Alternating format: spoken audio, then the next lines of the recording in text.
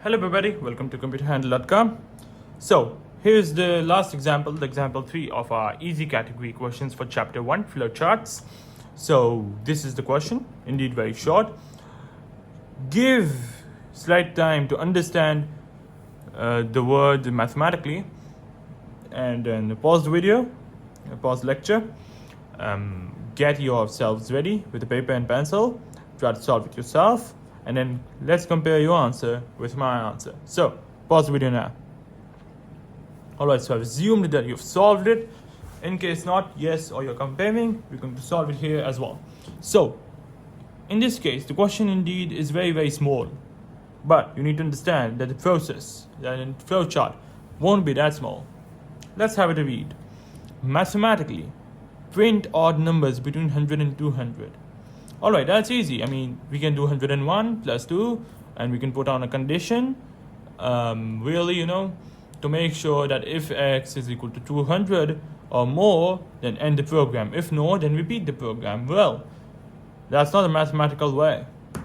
It says it mathematically. And that's what makes this question slightly more challenging than the other questions we've done. So we have to understand the entire thing we're going to do first. First of all, we have to check if the number, alright, if the smallest number, we're going to assign number, because the smallest number can be 100, we're going to assign x with the smallest number of 100, alright? Then we're going to see if x is even and odd, alright? I'm going to draw a rough draft here. So x is 100, alright? Then we're going to see if x is even or odd. Alright, so I'm going to say even or check. This is just a draft. It's not a complete flow chart. If it's no, which means that if it's even, alright, I'm going to actually write even here. If it's even, we want to increment, alright, in plus 1. I'll just write plus 1 for short. And then we have to come back here, right? If, of course, it's then next time it will be odd number. If it's odd, then of course we're going to, the second thing we're going to check, is it greater than 200? Alright. Is it greater than 200? Or greater than or equal to 200? If it's no. If it's not greater than or equal to 200, then we're going to again plus 1. Alright, and then we're going to return it back here. If yes, then we're going to output program complete, PC, and then the program will end. It's just a rough scenario. We'll do it in a slightly neater form here in case you understand or don't understand here. Alright, so we'll start the program, and then we're going to assign the value of x 100 in the process box, which means a rectangle. Then we're going to check if it's even or odd, if the value of x is even or odd. Now, the way we're going to check if the value of x is even or odd is more or less, you may say, slightly complex, but it's very easy at the same time. Remember, I taught you the modulus operator, alright, which means it will return the remainder. So bear in mind that when it will be an even number, of course, then it's divisible by 2, it's gonna return the number 0, right? But if the number is odd and we divide it by 2 and check the remainder, it's gonna return the value 1, which means that we need to divide the number by 2 and check the remainder, which means we use the mod operator. So x modulus 2. Alright, but not yet. We need to really check if it's x modulus 2 equal to something. Alright, so we're going to write is x modulus 2 equal to 0, which means that is x an even number. Alright, I'm going to create a diamond here, a slightly complicated triangle. Well, it's a diamond. I'm going to write it just here. Well, just assume it as a diamond. Alright, it's a condition statement.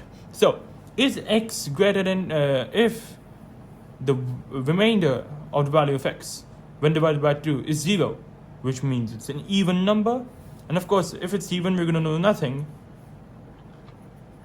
but just increment the value by 1, as we do in the past.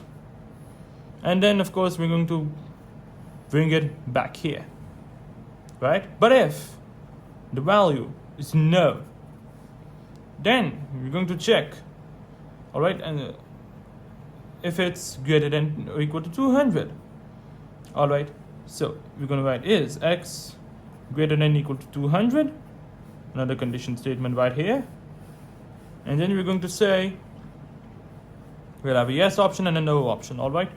So if it's yes, all right, the simple way to see it as we're going to just output program is complete. I'm just going to write output the word complete, and soon enough the program will end.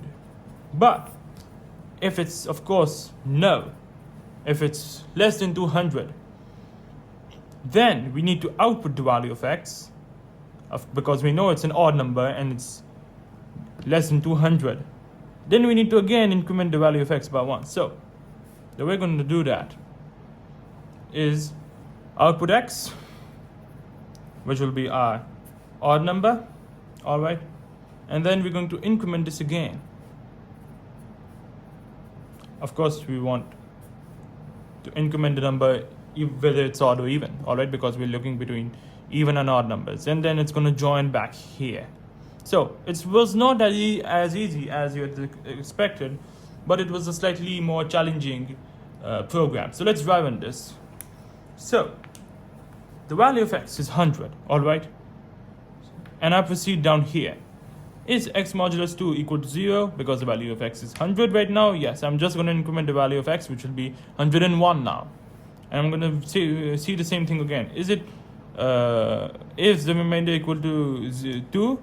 Is the remainder equal to 0? No, because it's an odd number, which means we'll proceed here. Then we're going to check if it's greater than 200, all right, or equal to 200. If yes, we're going to output complete, but of course it's 101. We're going to output 101. All right, the computer is going to output 101. Then we're going to increment the value here as well to get the value of 102. All right, and then it's going to check again. And then it sees that it's an even number. It's going to increment to 103. Then it's going to see, oh, the remainder is 1. Hey, you go here. Then it's going to see, is it less than 200? Of course, it's not.